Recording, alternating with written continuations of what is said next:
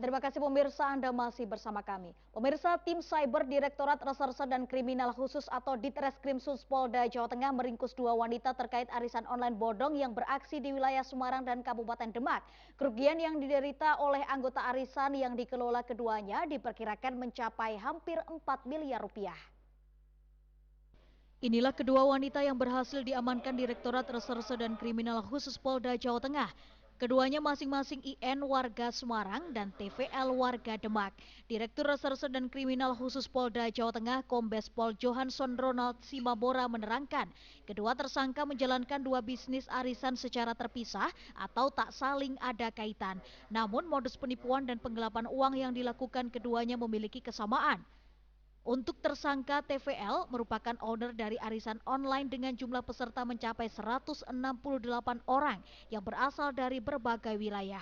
TVL menjanjikan hasil arisan online kepada peserta, namun pada saat jatuh tempo korban tidak mendapatkan apapun.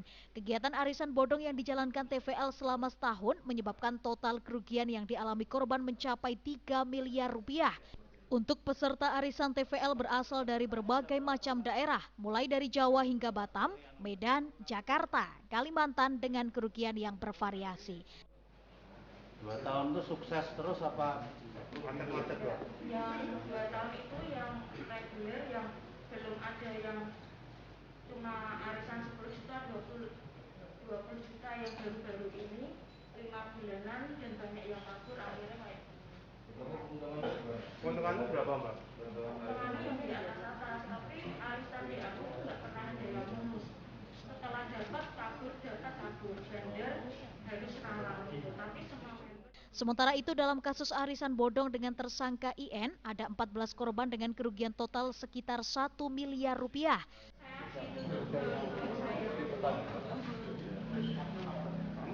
Sudah berapa lama? Berapa keuntungan yang didapat? Sekitar 50-an. Korbannya arisannya berapa aja? 14 orang, sekitar 1 siapa ada yang 80 Pernah ditarik rumah nggak, Mbak? Untuk laporan atas IN diterima oleh Ditreskrimsus Polda Jawa Tengah pada 4 November 2021 lalu. Kemudian potensi kerugian yang dialami dari 169 adalah 3 miliar kurang lebih.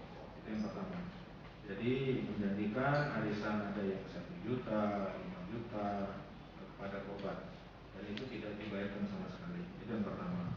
Kemudian yang kedua, potensi kerugian dari 14 member atau 14 korban yang dilakukan saudari IN. Saudari IN potensi kerugian kurang lebih 1 miliar. 1 miliar 46.690.000 dari 14 korban.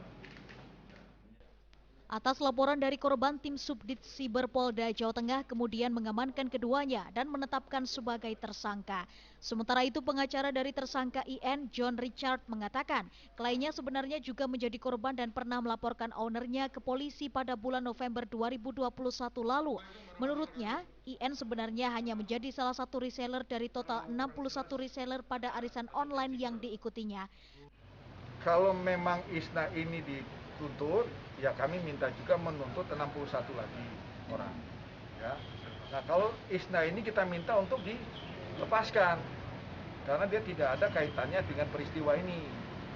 Sehingga adil, 61 orang itu juga tidak diproses, ya ISNA juga yang sebenarnya juga baru 2 bulan, sedangkan yang lain-lain sudah lebih dari itu juga tidak dituntut seperti ini, dan kami mohon untuk dilepaskan demi hukum. Ya, kan saya sendiri sebenarnya korban ya? Korban. Sudah mengajukan apa, Pak? Pra-peradilan atau apa, Pak? Sudah, saya belum mengajukan. Sejumlah barang bukti, sejumlah dokumen yang terkait arisan online termasuk buku tabungan disita oleh polisi sebagai barang bukti. Keduanya dijerat pasal 45 huruf A ayat 1 junto pasal 28 ayat 1 Undang-Undang ITE dan pasal 378 KUHP tentang penipuan dengan ancaman hukuman 6 tahun penjara dan denda maksimal 1 miliar rupiah. Hendi Nugroho, Semarang TV.